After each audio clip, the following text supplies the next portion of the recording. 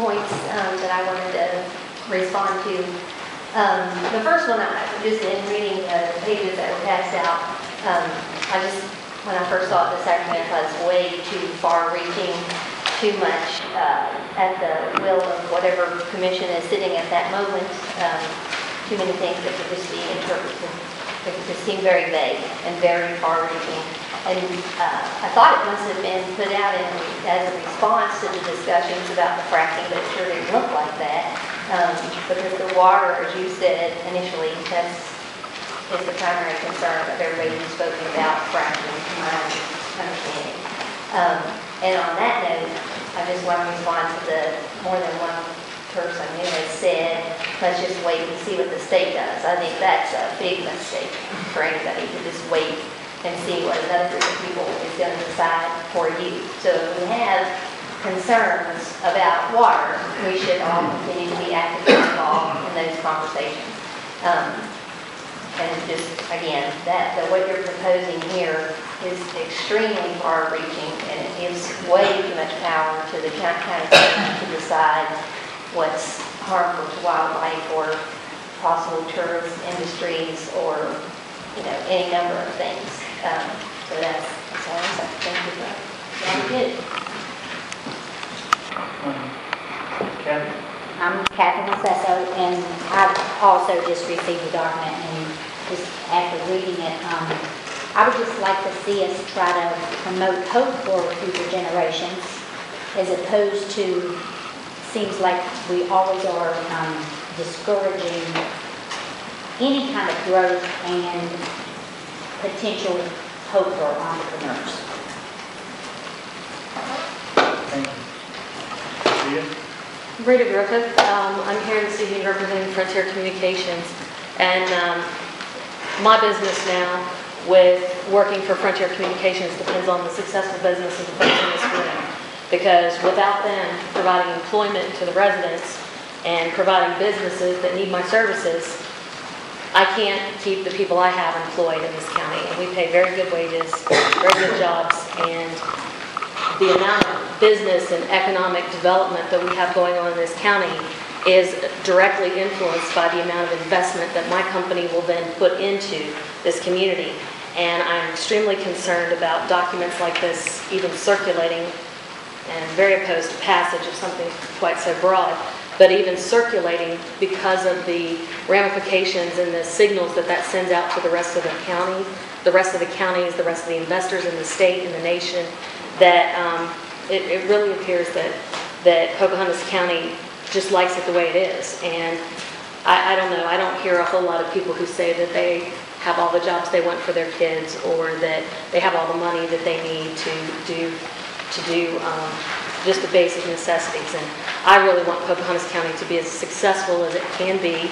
I believe that should be done responsibly in regards to the environment, and that there are regulations. I think that there are other ways besides ordinances such as this to get to those same types of regulations that you're looking for.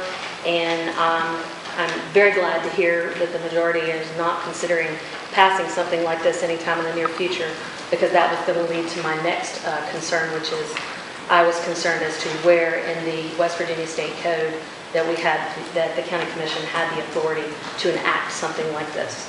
And that was going to be my question. That's a question that needs an answer. I don't see the enabling statute. Would you give us that? Would you give us the answer? It doesn't have to be answered immediately. Okay. There's a section of code, I don't recall the numbering at this moment for you, but it's public necessity, convenience, public safety. If you could provide that to the newspaper and radio so they could include And the that, internet. that would be correct. Yeah. Okay, we've talked about that in previous meetings on this subject at length. It just wasn't cited in the ordinance. Okay, Rita? Nothing? Okay. Sir? Mr. Reed? My name is Dennis Egan, and I represent the National Radio Astronomy Observatory. We, as the observatory is always interested in trying to make sure that Pocahontas County prospers. What's good for the county is good for us. That said, in reading this ordinance, I find it way too broad. Instead of solving problems ordinance by ordinance, this sounds like it really is trying to regulate any industry. As far as trying to set up like a noise ordinance or anything, if somebody, instead of trying to solve a problem where it would be too noisy in one area, it sounds like this has it so that if you don't want it in your house, but you don't want it out in the woods, because then it'll scare the deer. And the water ordinances, where you say we have to return the water to be fit for human consumption, even a restaurant doesn't do that. I mean, they have to treat the water afterwards. So I would just really think it's really too broad. It's almost ruled by whim instead of ruled by law, because you can have any exception you want to any of these as long as it's approved. So while I agree with some of the goals of some of these rules, I really think that this is just way too broad, and we need to focus on the problem, solving the problem or addressing the problem, instead of just doing a blanket rule and then giving exceptions.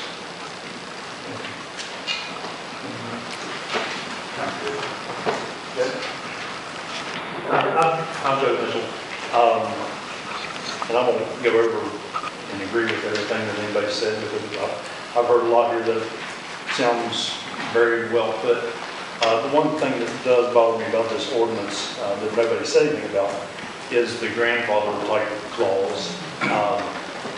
And I'm all about allowing everybody to do with their property what they see fit within the rules and regulations that we already have here, okay?